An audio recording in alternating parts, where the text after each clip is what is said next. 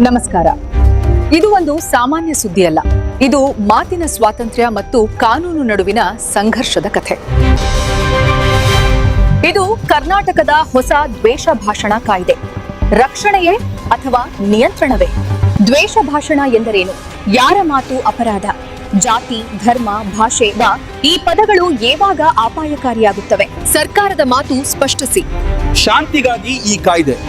ಆದ್ರೆ ಪ್ರಶ್ನೆ ಒಂದೇ, ಮಾತಾಡಿದ್ರೆ ಜೈಲ?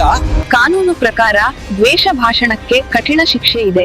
ಒಂದು ತಪ್ಪು ಮಾತು, ಒಂದು FIR ಜೀವನವೇ ಬದಲಾವಣೆ. ಸಾಮಾನ್ಯ ನಾಗರಿಕನಿಗೆ ಈ ಕಾಯ್ದೆ ಹೇಗೆ ಕಾಣುತ್ತದೆ?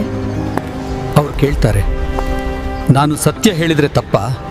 ಇಲ್ಲಿ ಪ್ರವೇಶಿಸ್ತಾರೆ ಕಾನೂನು ತಜ್ಞರು. ಸಂವಿಧಾನ ಮಾತಿನ ಸ್ವಾತಂತ್ರ್ಯ ನೀಡುತ್ತದೆ, ಆದರೆ ಮಿತಿ ಇರ್ತದೆ. ಆ ಮಿತಿ ಯಾರು ನಿರ್ಧರಿಸ್ತಾರೆ? ಪೊಲೀಸಾ? ಸರ್ಕಾರವಾ? ನ್ಯಾಯಾಲಯವಾ? ಇಲ್ಲೇ ಹುಟ್ಟುತ್ತದೆ ಭಯ. ಜನರು ಮಾತಾಡುವುದಕ್ಕಿಂತ ಮೌನವನ್ನು ಆಯ್ಕೆ ಮಾಡಬಹುದು.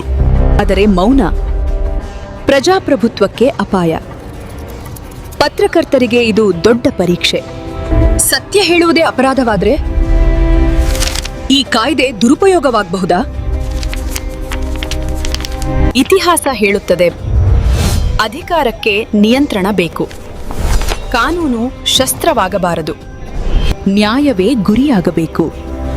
ಸಮತೋಲನವೇ ಪರಿಹಾರ. ಸ್ಪಷ್ಟ ವ್ಯಾಖ್ಯಾನ ಅಗತ್ಯ. ಸ್ವತಂತ್ರ ಪರಿಶೀಲನೆ ಅಗತ್ಯ. ನ್ಯಾಯಾಲಯದ ವೇಗ ಅಗತ್ಯ. ಭಯವಿಲ್ಲದೆ ಮಾತಾಡುವ ಸಮಾಜ ಬೇಕು. ಆದರೆ ದ್ವೇಷವಿಲ್ಲದ ಮಾತು. ಇದು ಕಾನೂನಿನ ಪರೀಕ್ಷೆ. ಇದು ಸರ್ಕಾರದ ಪರೀಕ್ಷೆ. ಇದು ನಮ್ಮೆಲ್ಲರ ಪರೀಕ್ಷೆ. ಮಾತು ದ್ವೇಷವಾಗಬಾರದು. ಕಾನೂನು ಭಯವಾಗಬಾರದು.